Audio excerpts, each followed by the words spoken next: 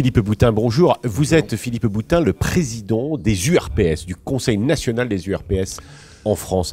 Il va y avoir de très grands changements là. Effectivement, pas dans toutes les régions, mais il va y avoir de nouvelles grandes régions qui vont donc toucher le fonctionnement de plusieurs URPS et également, évidemment, des agences régionales de santé.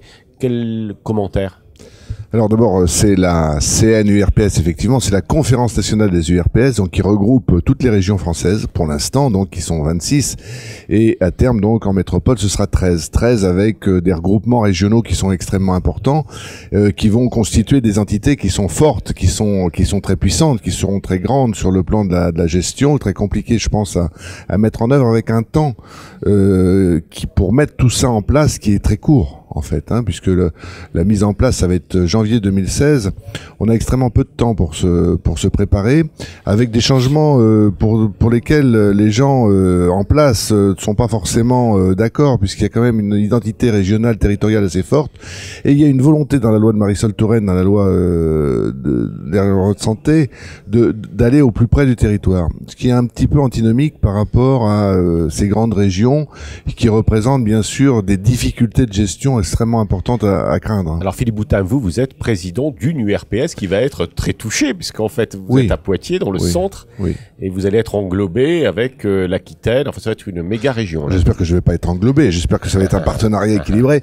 Mais effectivement, oui, on va travailler avec Limousin, avec Aquitaine et Poitou-Charentes, donc 3 régions qui vont représenter un quart de la France.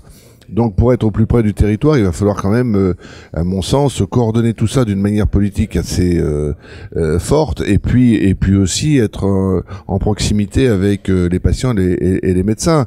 Donc je pense que là, il y a un double enjeu qui va rendre notre vie un petit peu plus compliquée au début et qui va nous imposer une nouvelle méthode de travail. Pour autant, ça ira plutôt, selon vous, on verra à l'usage, mais ça ira plutôt, selon vous, vers un renforcement du pouvoir ou de l'influence de l'autorité des URPS, ou pas?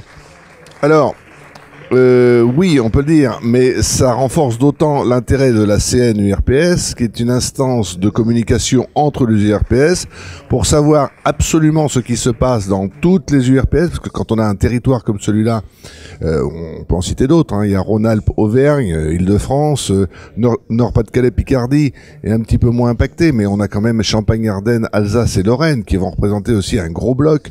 On va avoir quand même des structures qui vont être extrêmement puissantes potentiellement.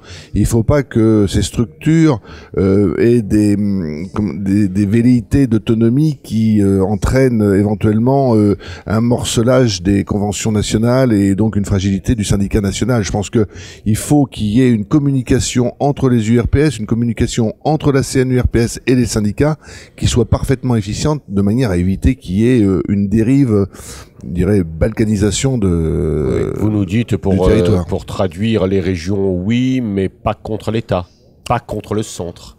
Alors, les régions, oui, mais pas contre le modèle syndical actuel. Faut pas oublier que nous sommes élus sur des listes syndicales et si on n'a pas un syndicat fort nationalement, on n'aura pas une convention correcte et on n'aura pas d'abord, on se tire une balle dans le pied parce qu'à terme, si on a un syndicat faible, les prochaines unions et les prochains votes seront catastrophiques. Mais je crois que il faut impérativement, dans l'esprit et pour avoir une profession forte, avoir un syndicat fort. Merci Philippe Boutin. Merci.